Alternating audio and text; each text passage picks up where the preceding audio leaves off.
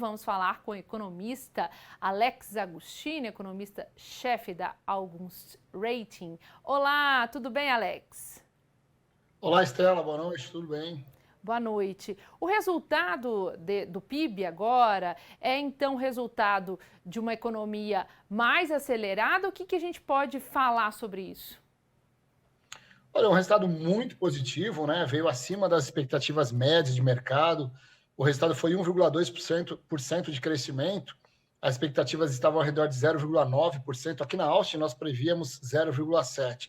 É o sexto mês, é o sexto trimestre consecutivo de crescimento. Então, é algo que vem se consolidando. Claro, ainda muito apoiado numa recuperação, como já foi colocado no VT anterior, no mercado de trabalho, de forma lenta, mas está acontecendo, isso é importante, e também por algumas ações pontuais do governo.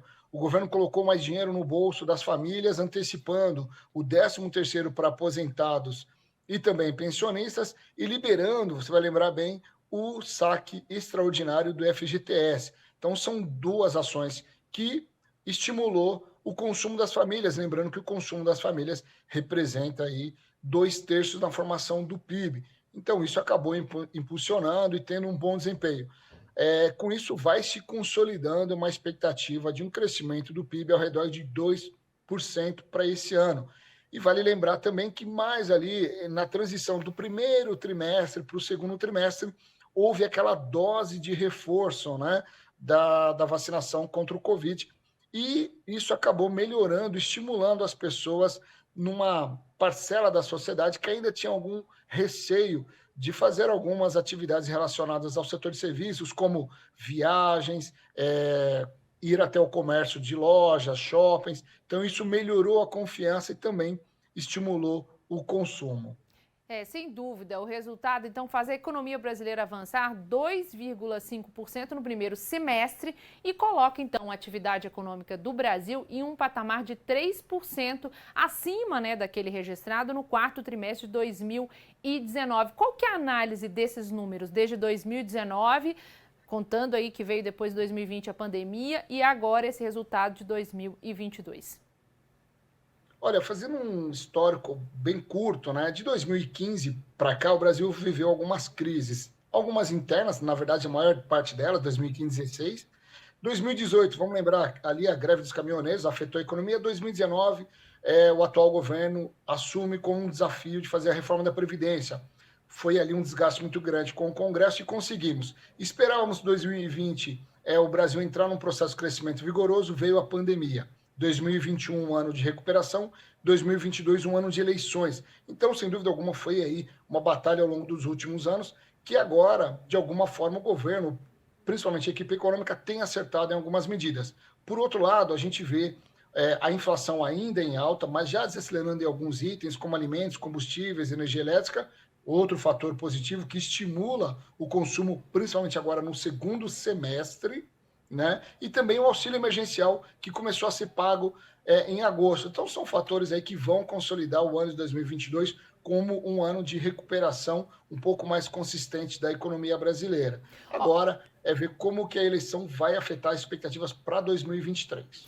Os dados do Sistema de Contas Nacionais trimestrais mostram também que o PIB nacional figura aí no segundo patamar mais alto da série histórica do IBGE, atrás apenas do alcançado no primeiro trimestre de 2014. Qual que é a análise? O que a gente vivia naquele momento? O que a gente vive hoje? Olha, vivíamos um período ali de, como hoje, né, a reeleição na Dilma naquele momento, aquela briga ali pela eleição, e houve um gasto exagerado do governo com o aumento do Bolsa Família, um pouco do que está parecido com hoje, que é o auxílio emergencial. A diferença é que lá, em 2014, o rombo ficou muito grande e não teve tempo de recuperar em 2015, nós entramos numa recessão. É possível que aconteça em 2023? Sim, porque o auxílio emergencial vai deixar um rombo aí de 50 bilhões para o ano que vem. Então, pode ser que em 2023 o Brasil entre aí num processo de recessão, caso o próximo governo não consiga atuar de forma contundente para amenizar esse impacto, que foi o que aconteceu, né? Em 2015, a Dilma se reelegeu e não conseguiu atuar, tanto que ela sofreu o impeachment. Então, nós estamos vendo para 2023 que o próximo gestor, próximo presidente, seja Bolsonaro, Lula ou qualquer outro, precisa atacar de forma muito consistente, e pelo lado das despesas, a parte fiscal. Esses gastos que estão muito exagerados neste ano, focando a eleição.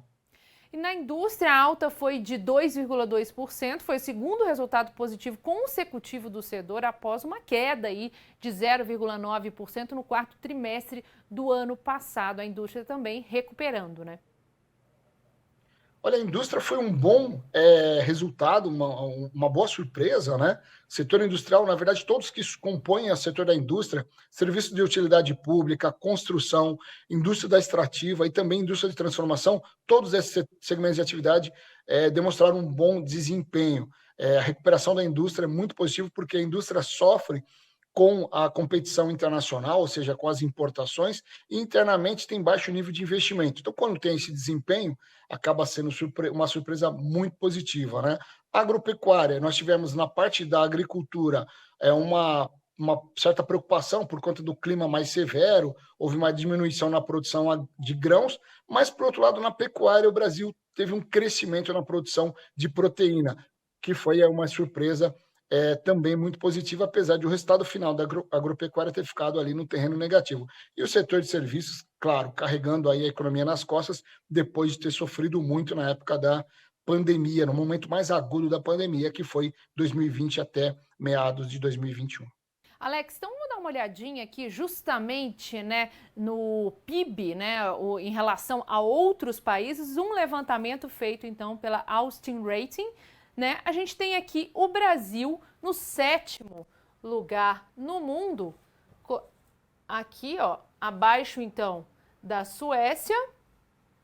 A gente tem o Brasil aí com 3,2% e chegando então ao 7º lugar na economia mundial. Comenta um pouquinho sobre esses números, por favor, Alex.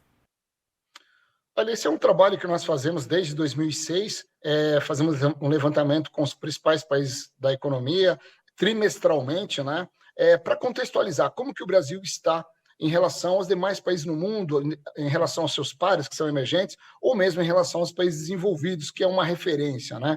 Então, o Brasil, até o último trimestre do ano passado, sempre ficava ali no meio da tabela para baixo, né? Já no quarto trimestre de 2021 ficou na 10ª posição, no primeiro trimestre de 2022 ficou na 9ª posição e agora melhorou ainda mais, está na 7ª posição como um dos melhores desempenhos entre os países que já divulgaram o seu PIB do segundo trimestre agora. É importante olhar esse desempenho para ver os pares do Brasil estão crescendo menos ou mais, ou seja, os países emergentes, porque isso tira investimento do país. E também mostra a recuperação que o Brasil tem tido, né? É muito importante. Então, esse número, esse levantamento, ele mostra para a gente que agora, sim, pontualmente, o Brasil tem aí se destacado. Alguns países ali, como a Arábia Saudita, que está na 3ª colocação, beneficiado, por exemplo, pelo aumento do preço do petróleo, mas outros, como Colômbia, Suécia, Israel, Turquia e Holanda, muito mais focado ali na questão do ajuste que já foi feito em alguns trimestres atrás e agora estão colhendo ali os frutos, como o Brasil está colhendo agora também. Porém, eu chamo a atenção quando a gente olha a projeção de 2023 até 2026, na média, ou melhor, 2022 para a média de 2023. Dado esses problemas que foram jogados para o futuro, o Brasil tem uma expectativa de crescimento menor. Vamos ficar de olho aí para ver quais são as medidas adotadas pelo próximo governo para mudar essa situação, né? Sem dúvida, Alex. A gente fala aqui também do meio ali da tabela, Indonésia, que vai aí até Filipinas, no 20º lugar. A gente vê o México, né? Um país que está em 12º. Você pode comentar um pouquinho sobre a economia nesse momento do México?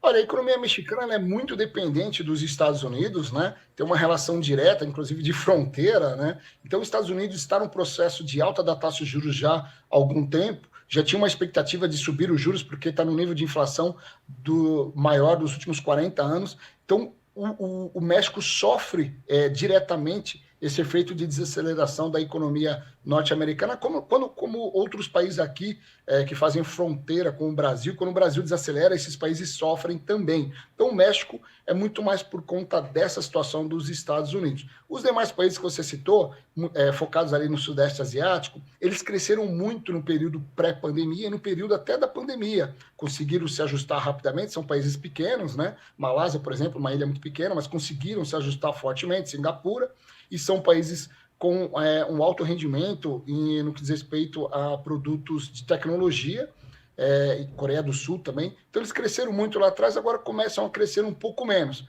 Mas veja, mesmo que eles cresçam menos, a qualidade interna para a sociedade é muito melhor do que do Brasil. Por isso que o Brasil precisa crescer muito mais. Agora, o que eu acho que a gente pode destacar na ponta da tabela, então, aqui, em relação à Rússia, né, que está no 29º local com menos 4%. É justamente por causa da guerra. Vamos mudar então aqui para a nossa tela que está lá no ar. Gente, vamos mudar para a tela seguinte que está aqui. Isso, ótimo, excelente. 29º lugar, a Rússia, justamente por causa da guerra e todas as sanções econômicas, né, Alex? Exatamente. A Rússia, como a Ucrânia ainda não divulgou ainda os dados do segundo trimestre, por isso que ela não consta na tabela, né? Essa tabela é só para países que divulgaram os dados até o segundo trimestre, nas fontes que nós, da Áustria, avaliamos. A Rússia tem esse problema direto com a Ucrânia, vai sofrer ainda alguns anos em relação a isso para se recuperar, né? E ainda mais agora com a queda de preço de petróleo, de gás, então ela vai acabar tendo um pouco mais de dificuldades para recuperar a atividade econômica. E nós vimos ali também na base do ranking alguns países que não têm indicador de crescimento no trimestre em relação ao trimestre anterior, que é o caso de Chile, o caso de Índia, que estão crescendo muito bem quando a gente olha este trimestre em relação ao mesmo trimestre do ano anterior. Então, eles são diferentes do que nós vimos para a Rússia. A Rússia é um caso à parte por conta aí do conflito com a Ucrânia. Tá certo, então, Alex, muito obrigada pelos seus esclarecimentos, sempre excelentes esclarecimentos aqui para a gente, para a Refnews. Agradeço a você e a todos os ouvintes. Uma boa noite, até mais. Boa noite.